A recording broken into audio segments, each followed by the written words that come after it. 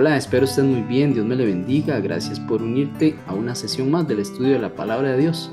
Lección número 11 para esta semana, estudiamos la vida de dos mujeres en las historias bíblicas, Ruth y Esther. ¿Cómo podemos entender estas dos historias en el marco profético? Bueno, vamos sin más a estudiar este interesante tema para esta semana. Quédate conmigo, ya casi iniciamos.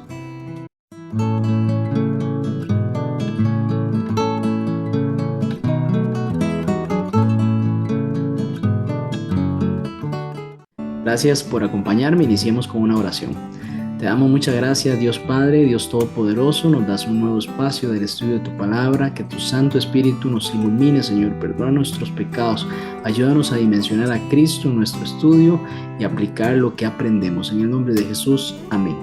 Muy bien, el texto para memorizar de esta semana lo encontramos en Esther capítulo 5, versículo 2. Ahí está en su pantalla. Dice, cuando él vio a la reina Esther en el patio, ella obtuvo gracia en sus ojos y el rey le extendió el cetro de oro que tenía en la mano. Entonces Esther se acercó y tocó la punta del cetro. Y hemos visto cómo Dios en su misericordia nos ha dejado relatos históricos reales que actúan como parábolas vivas.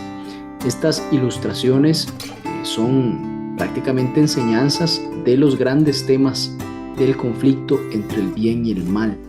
Esta semana vamos a enfocarnos en las historias de dos mujeres cuyas vidas no solo inspiraron a muchas generaciones, sino que también contienen de estas enseñanzas espirituales también profundas en un contexto además profético.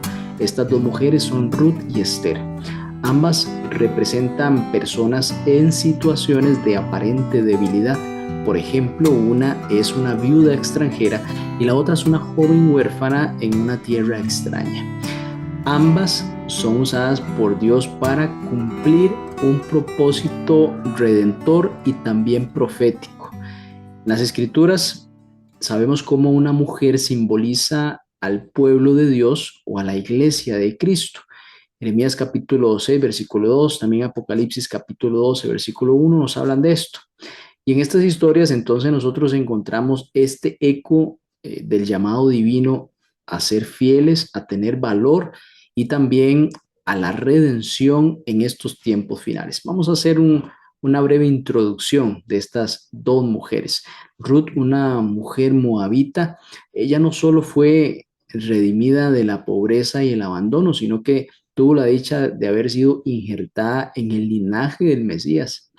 Estas historias nos recuerdan cómo Dios no discrimina por linaje o por nacionalidad. Sabemos de historias en las cuales Dios llama a personas extranjeras al pueblo judío, al pueblo de Israel, y hacen grandes acciones en la obra de Dios. Vemos también cómo a través de la relación que tuvo con vos, este pariente redentor, como se le conocía así en los tiempos por la función que ejercían estas personas. Ruth es un símbolo de una persona gentil, una mujer bondadosa, una mujer piadosa que al aceptar al Dios verdadero en su corazón es adoptada en la familia de fe. Podemos ir dimensionando cómo en los últimos días muchos de los que están fuera del pueblo de Dios son llamados y también son redimidos, injertados, podemos decirlo, como parte del Israel espiritual. Ruth entonces va a representar o representa a quienes atienden a ese llamado con fe. También vemos cómo en la historia de Esther, la reina Esther se encontraba en una posición, podemos decir, privilegiada, pero en un contexto de mucho peligro para ella, pero también para su pueblo. Sin embargo, con valentía, esta mujer arriesgó su vida para interceder delante del rey en favor de los judíos. Esta historia es un modelo del papel de la iglesia remanente, especialmente, claro, en los últimos días, donde somos llamados a interceder, como esa obra que hizo Esther, a vivir con fe, esperando en Dios y a proclamar la verdad a pesar de un peligro latente, ¿no? Así que con esta introducción de las historias de estas dos mujeres, vamos a ir adentrándonos en el estudio de esta semana.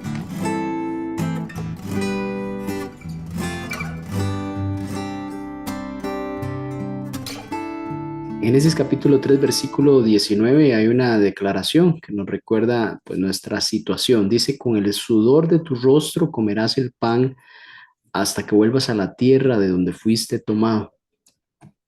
Hay una pregunta que la lección nos hace. ¿Puede haber hambre en Belén, en la casa del pan?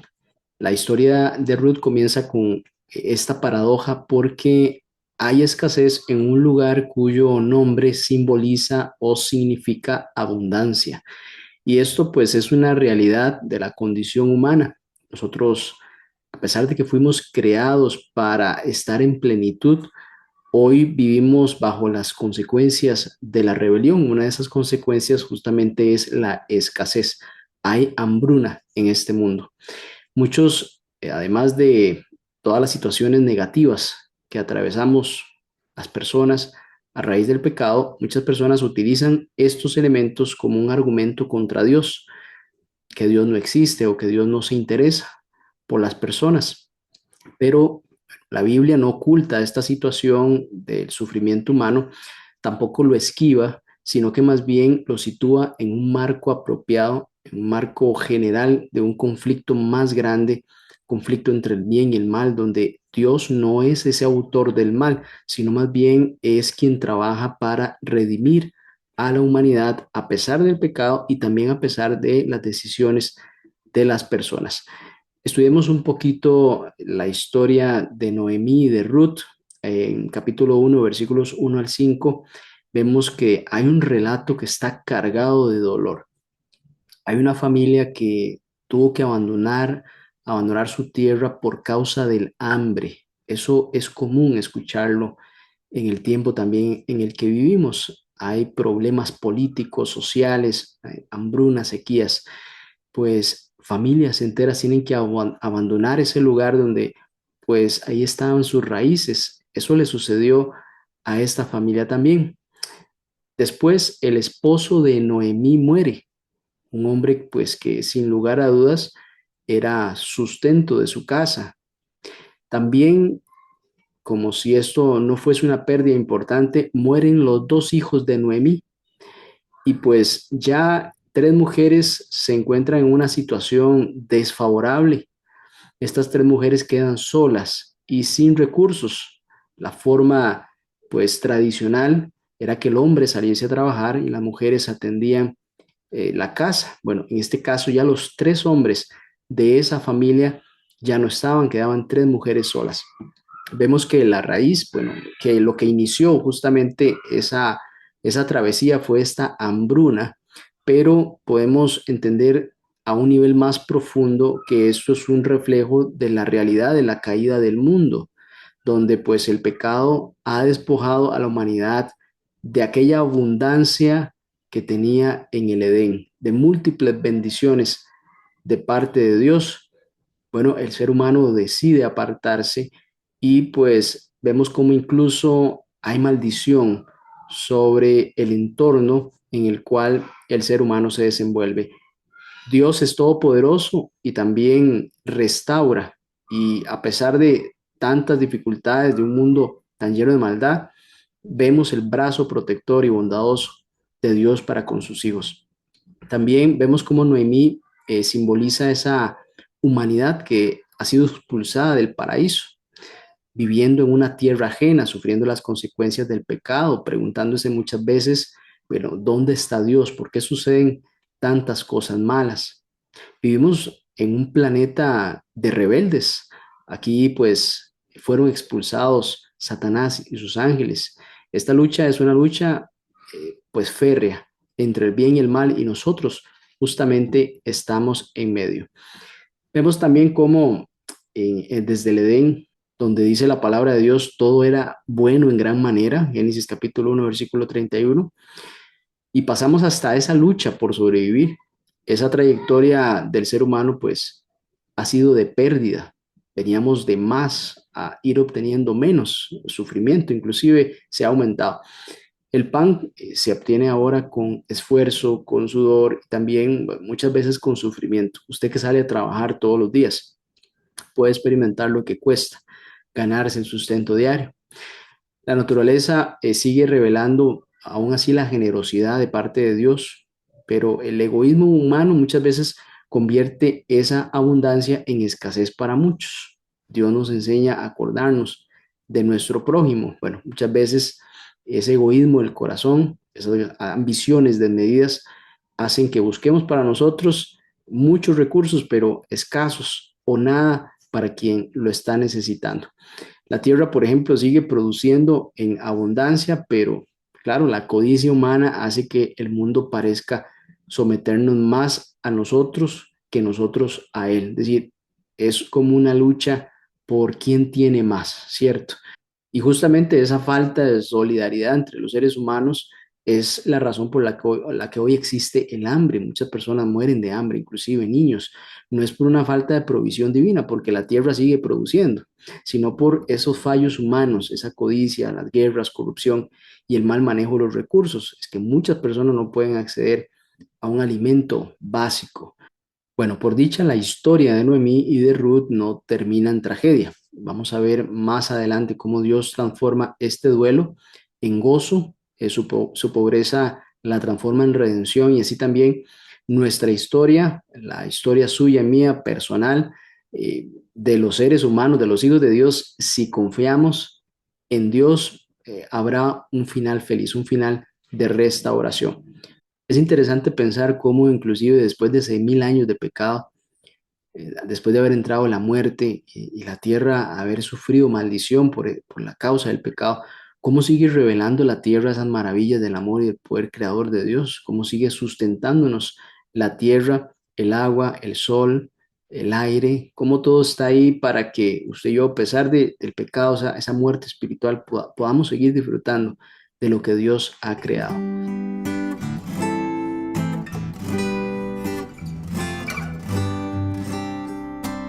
Levítico capítulo 25, versículo 25 nos dice, el rescatador, su pariente más cercano, rescatará todo lo que su hermano haya vendido. Aquí vemos en la ley de Moisés una guía, un procedimiento que podía tener un pariente de alguien que lo perdió todo y podía rescatar. Por eso se le llama el rescatador o el redentor. Noemí, vimos cómo fue marcada por el duelo, también por la pérdida de no solo su esposo, sino también de sus hijos. Y ella entonces, en esa amargura, en esa situación de tristeza, pide ser llamada Mara, que justamente simboliza amargura. Su vida parece una sombra del Edén perdido. ¿Por qué? Bueno, no tiene hogar, no tiene futuro y además fue despojada. Eso le pasó también a los seres humanos cuando fuimos sacados del Edén. Esta historia definitivamente se puede asociar a esa caída de la humanidad, cuando esa relación con el Creador pues se quebrantó por la entrada del pecado. Pero el libro de Ruth nos enseña que la historia no tiene por qué terminar en quebranto. Eso es una buena noticia. En el corazón de la miseria humana, Dios busca y siembra esperanza. Cuando parece que todo está perdido, el Redentor está trabajando por cada una de las personas que con un corazón sincero quieren atender ese llamado. Y esta, pues definitivamente es la historia de cómo la gracia transformó del polvo en promesa, y cómo una mujer, en este caso extranjera, se convirtió o fue parte del linaje del Mesías. Vamos a ver tres elementos de esta historia entre Ruth y vos. Vemos cómo Ruth, en una condición extranjera y también siendo ella viuda, se encuentra espigando detrás de los segadores. Podemos decir que está en los márgenes, en la orilla del campo, lo que los demás dejaban. Podemos decir los márgenes de la sociedad también. Ahí pues, por dicha, por fortuna, por bendición, haya algo más que un trigo, haya algo más que esas espigas. Encuentra el favor de un hombre. Y aquí es donde entra vos. Es un hombre justo que no solo le permite espigar, sino también, según Ruth capítulo 2 y versículo 13, él le habla el corazón, la protege, la honra y además le sirve. Este versículo nos dice, tú me has consolado y has hablado al corazón de tu sierva. Y esta generosidad pues no es fortuita, él ve más allá de la necesidad física, ve en Ruth un carácter de lealtad y también de amor. Ruth, podemos decir que representa a almas humildes, personas humildes que han sido rechazadas por el mundo, pero con un corazón sincero buscan a Dios. Vos podemos decir que anticipa a Cristo. ¿Por qué? Él no solo nos observa, sino también se acerca, como se acercó vos a Ruth, provee y también restaura.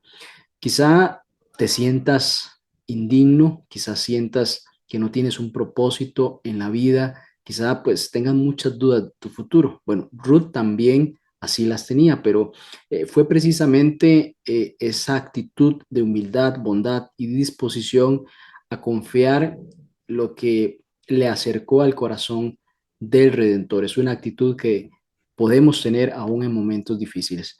Como aspecto número dos, vemos a vos no solo como benefactor, sino también como redentor.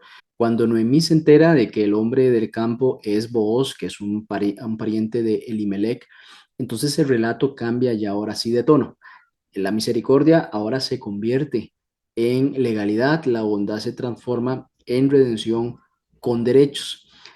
El Goel es palabra hebrea para redentor, es más que un pariente, es aquel que puede comprar la libertad, restaurar una herencia y preservar el nombre familiar. Podemos entonces en esta figura asociar a Cristo con nuestro Goel. ¿Por qué? Bueno, se hizo humano, es decir, nuestro pariente. Vemos cómo en múltiples ocasiones Cristo se refiere a sí mismo como el Hijo del Hombre. Pagó nuestras deudas, lo que nosotros debíamos, que en este caso para el Ruth o Noemí eran impagables, él asumió esa deuda y lo hizo claramente en la cruz del Calvario. También nos devuelve la herencia perdida, aquello que perdimos en el Edén, donde había plenitud, pero también vida eterna, bueno, eso lo perdimos y por medio de Cristo se nos es devuelta esa vida eterna. Entonces, así como vos estaba dispuesto cuando otro pariente no lo estuvo, según el capítulo 4, Cristo se ofreció voluntariamente cuando más nadie podía redimirnos. Y como aspecto número 3 podemos ver a Ruth como una extranjera y después con una herencia eterna. Ruth sabemos que su nacionalidad era moabita. No solo es redimida, sino también es elevada. Porque aquí vemos cómo se convierte en la esposa del Redentor. ¿Quién lo iba a pensar? Posiblemente Ruth no tenía esta visión de su futuro. Sin embargo, así sucedió. Se convirtió en la esposa de quien podía redimirla. Da a luz a Obed. Obed es prácticamente el abuelo del rey David y es mencionada en la genealogía de Jesús según Mateo capítulo 1 versículo 5. Vemos cómo la gracia de Dios pues, en esta historia definitivamente rompe las barreras, no solo étnicas, también culturales y también pues religiosas, porque Ruth venía con sus costumbres, sin embargo, fue impactada por el mensaje de Noemí, por el mensaje del pueblo de Dios, y ella pues decide también continuar con este camino. Y en este caso, Ruth fue aceptada, no a pesar de ser extranjera, sino para mostrar que en el reino de Dios la fe y el amor valen más que el linaje. Somos nosotros muchas veces los que hacemos esas separaciones entre pueblos. Nuestra mente que pues trae unos prejuicios, ¿no? Bueno, para Dios no hay acepción de personas. Nosotros fuimos quienes nos inventamos la separación de pueblos. Dios siempre vio a su pueblo como uno solo. Dios no nos redime de lejos. Eso es impresionante. Él entra en nuestra historia. Por medio de Cristo se hace hombre, toma la naturaleza humana y pues carga nuestra vergüenza y nos ofrece un lugar en su linaje eterno. Es decir, de algo imposible para nosotros, Él toma esa tarea y nos permite que regresemos al Edén. Quizá, bueno, hoy podemos visualizarnos o percibirnos como Ruth, podemos sentirnos extranjeros, indignos, quizás pigando migajas de valor en los márgenes de la vida. Es posible que te sientas mal con tu experiencia de vida, no tengas un propósito claro o tengas muchas dudas acerca del futuro. Cristo te está mirando. Él es el voz de nuestra historia. No solo desea ayudarnos, sino también redimirnos y hacernos parte de su familia, de su reino. Es muy importante mencionar que la actitud de Ruth, su disposición, su humildad, influyó en que vos se le acercara. Su actitud de haber sido otra, pues posiblemente hubiese alejado a este hombre de ella. Sin embargo, esa imagen o esa percepción en ese diálogo, ese encuentro que tuvo con vos, pues significó que la historia se desarrollara de la mejor forma. Bueno, ¿qué elementos de ese carácter pudiéramos nosotros tener para que también nuestro entorno se vea bendecido, justamente como nosotros nos comportamos y cómo podemos impactar a otros? ¿Qué imagen damos a otras personas para después poder bendecirnos?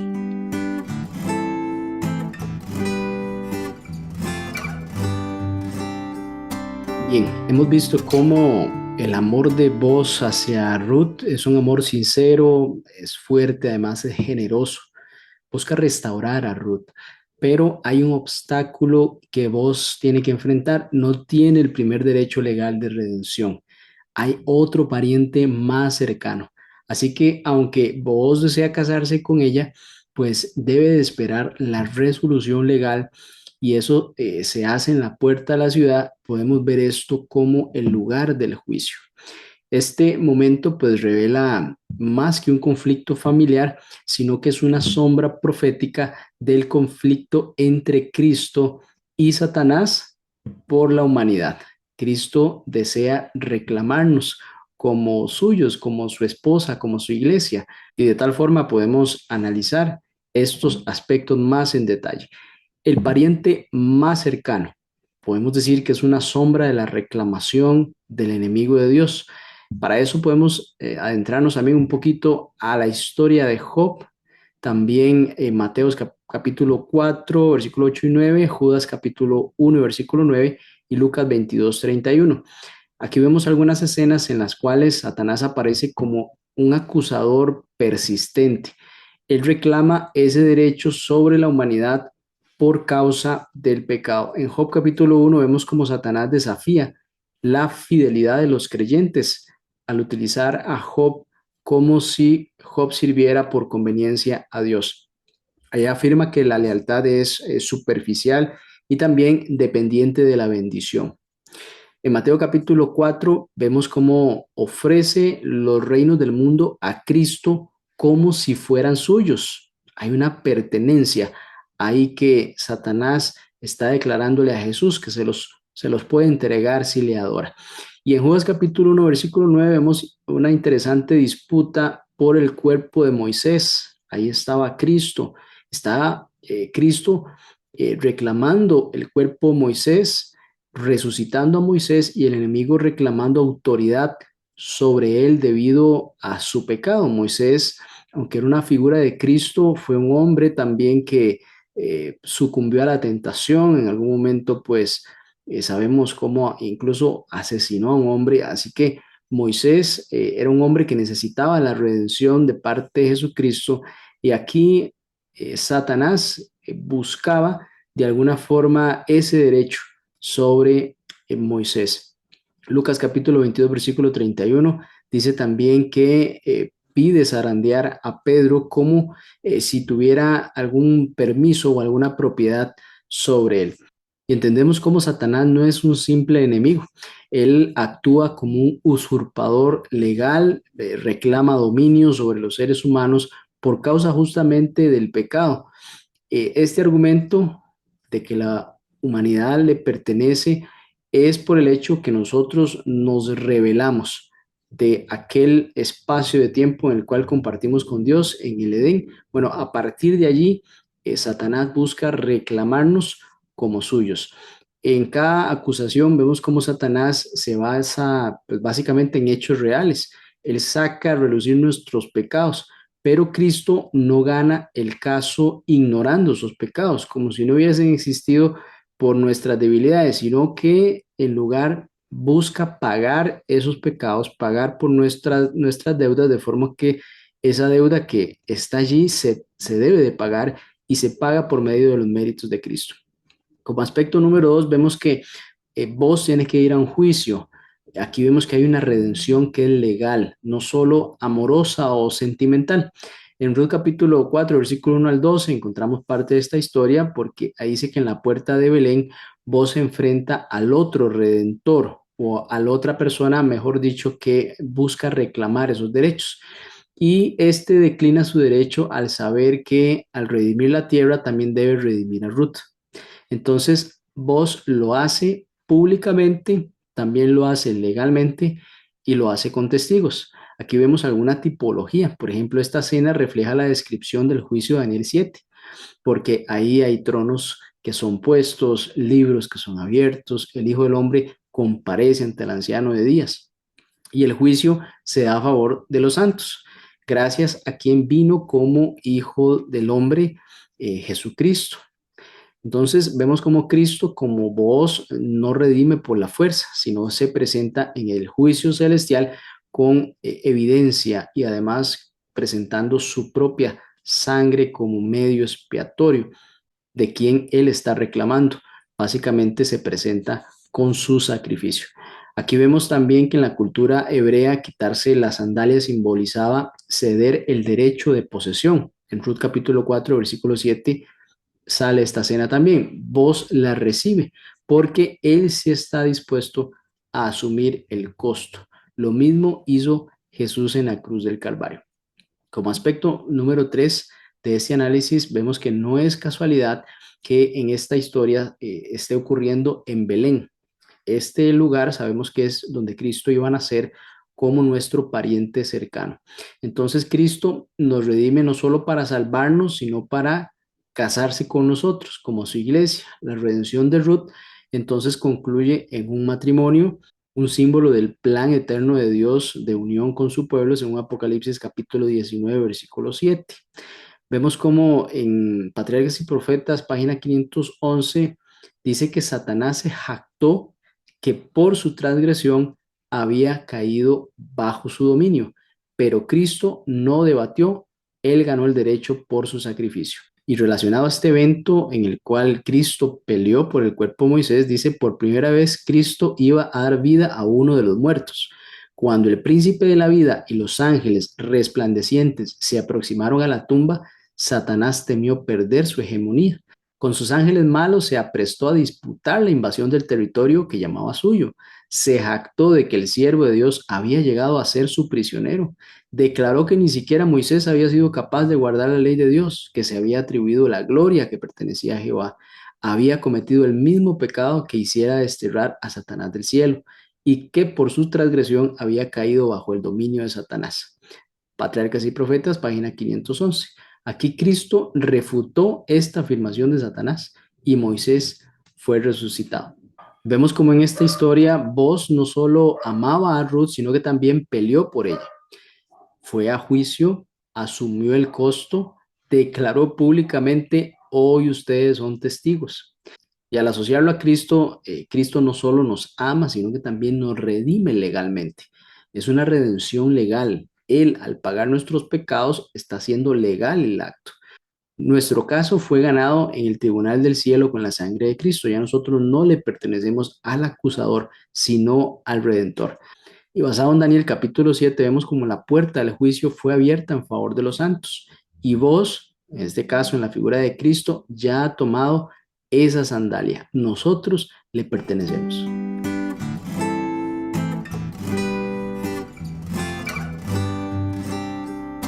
Vamos a estudiar el personaje de Amán y también la relación con el enemigo de Dios en esta guerra contra el pueblo de Dios justamente. El libro de Esther ha sido durante siglos pues un texto definitivamente desconcertante para muchos y esto es porque no menciona directamente a Dios ni tampoco describe algunos ritos religiosos ni tampoco menciona profecía bíblica explícita. Aún así, este mensaje es profundamente espiritual y tiene mucha enseñanza. Vamos a ver de qué se trata.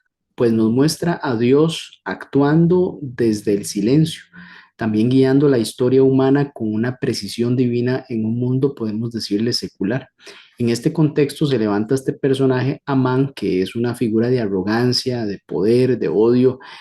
Definitivamente es un eco de Lucifer, que desea no solo exaltarse a sí mismo, sino también eliminar a todo el pueblo fiel de Dios. Vamos a ver algunas características de Amán como una figura profética de Satanás. Para eso deberíamos de estudiar algunos textos como Esther capítulo 3 versículo 1 al 14, Ezequiel 28 11 al 15, Isaías 14 12 al 15, Apocalipsis 13 3 al 4.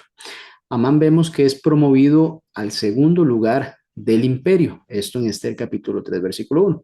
Y allí él exige que todos se postren ante él cuando Mardoqueo, un hijo de Dios, se rehúsa. ¿Qué sucede acá? Se llena de ira y trama entonces la destrucción no solo de Mardoqueo, sino de todo el pueblo judío. Podemos ver aquí un paralelo. Satanás desea exaltarse sobre las estrellas de Dios, según Isaías 14. También exige la adoración. Así se muestra en la tentación de Cristo, Mateo capítulo 4, versículo 8 al 9. Y en Apocalipsis capítulo 13 exige que todos adoren a la bestia, un símbolo de su sistema de dominio global. Vemos cómo Satanás entonces no solo quiere gobernar, sino también quiere eliminar la disidencia, donde no obtiene adoración voluntaria, él entonces va a emplear la fuerza. Es decir, el que no se alinea a lo que él desea, pues entonces va a querer eliminarlos. La batalla por la adoración definitivamente es el eje crucial del conflicto entre el bien y el mal. Apocalipsis capítulo 12 y versículo 17 y capítulo 13 versículo 15 nos hablan de esto. Aquí vemos una conexión clara, pues así como Amán intenta destruir al pueblo de Dios por negarse básicamente a rendirle homenaje, Satanás en los últimos días va a desatar una persecución contra los que guardan los mandamientos de Dios. Vamos a ver algunos paralelos claves. Amán exige reverencia personal. Satanás exige una adoración global. Amán está enfurecido por la fidelidad de uno, mientras Satanás está enfurecido contra el remanente. Amán planea exterminar al pueblo fiel y Satanás hacer la guerra contra los que guardan los mandamientos de Dios. Amán desea usar el poder político, en este caso el reino de Persia, mientras Satanás usa el poder civil y religioso representado por medio de la bestia. Y el libro de Esther muestra a un Dios que no se menciona, pero sí actúa. Esther es reina justo cuando el pueblo de Dios es amenazado. También el rey recuerda el acto heroico de Mardoqueo justo antes de tomar decisiones cruciales. Parece que todo está orquestado sin que se pronuncie el nombre de Dios, pero Dios está actuando en silencio. Vemos como en los tiempos del fin, cuando Dios parezca estar ausente, la providencia estará más activa que nunca en favor suyo y mío. Va a levantar instrumentos humanos como Esther. Van a actuar en el momento justo, aún en contextos seculares. No vamos muchas veces a identificar de dónde viene la ayuda de Dios para sus hijos. También en el aspecto profético y en esta historia vemos cómo el mismo Mardoqueo que fue despreciado es luego exaltado. Y Amán, quien preparó una horca para Mardoqueo, termina colgado en ella. Esther capítulo 7, versículo 10. Así también vemos cómo Apocalipsis describe la vindicación del remanente fiel y también la derrota final del enemigo. En este capítulo 4, versículo 14 dice, respiro y liberación tendrán los judíos de otra parte. Este versículo refleja que hay una fe firme en la providencia divina, incluso si uno mismo no es el instrumento de salvación.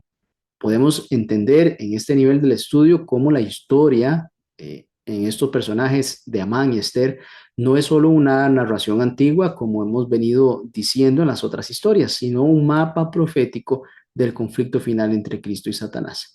Amán representa ese odio religioso disfrazado de autoridad política.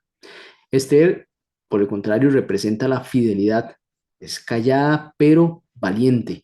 Mardoqueo, el remanente fiel, se niega a rendirse a una falsa adoración. Es impresionante cómo estos diferentes elementos están representados en el libro de Apocalipsis justamente para el pueblo remanente que debe enfrentar situaciones similares a las que se presentan en el libro de Esther.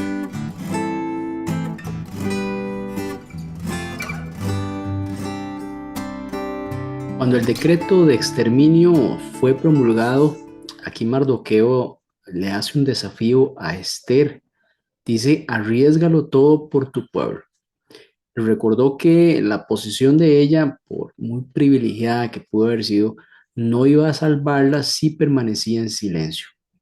Así que la respuesta marca un punto de inflexión espiritual, podemos decir, porque en Esther capítulo 4, versículo 16 dice, si perezco, que perezca.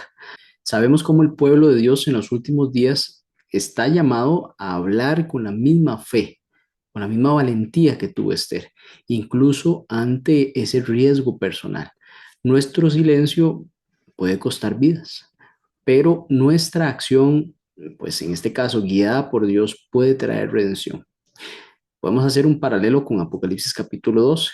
La mujer, que es el símbolo del pueblo de Dios, es perseguida. Pero Dios dice que en Apocalipsis capítulo 12, versículo 14, le da alas para escapar. Hay una situación difícil, pero hay un recurso de salida, hay una esperanza, hay una salvación, hay una forma de salir de esa situación. Vemos cómo el remanente final proclama el mensaje de los tres ángeles con poder. Apocalipsis capítulo 14 y versículos 6 al 12. En Esther capítulo 5, versículo 1 al 3, vemos que Esther se presenta sin ser llamada delante del rey. Esto entendemos que era algo peligroso, pero el rey extiende ese cetro, un cetro dorado, símbolo del favor inmerecido. Vemos cómo el rey aquí representa esa soberanía de Dios. Ese cetro extendido es figura de la gracia divina que está disponible en medio de ese juicio. El trono del juicio se convierte en trono también de misericordia para quien se acerca con fe. Podemos leer Hebreos capítulo 4, versículo 16. Y en Esther capítulo 9, versículos 20 al 28 se describe ese establecimiento del Purim, que es una fiesta conmemorativa de la liberación del pueblo. De igual forma, el pueblo remanente, usted y yo, hemos sido levantados con una misión profética: proclamar la advertencia final del cielo, ese último mensaje de exhortación y de salvación al mundo. La liberación de los judíos en los días de Esther es una prefiguración de la victoria final del pueblo de Dios en el tiempo del fin. Apocalipsis capítulo 14, versículo del 6 al 12 nos muestra esta misión: proclamar el juicio, llamar a la adoración verdadera, advertir contra la marca de la bestia. Así como Esther, fuimos puestos en esta generación con un propósito eterno. Para esta hora hemos sido llamados. En la historia de Ruth encontramos a una mujer extranjera, pobre y sin nombre entre el pueblo de Dios. Su única esperanza, ¿cuál era? Pues la misericordia de alguien dispuesto a redimirla. Y ese alguien fue vos, un pariente cercano que no solo la notó, sino que la valoró, protegió y también pagó el precio de la redención, elevándola en su dignidad, herencia y propósito. Esa historia es nuestra historia. También nosotros hemos sido extranjeros, caídos, sin derecho propio a una herencia eterna. Pero Cristo, nuestro Redentor, se hizo uno de nosotros, tomó nuestra causa como suya y pagó con su sangre lo que nosotros no podíamos.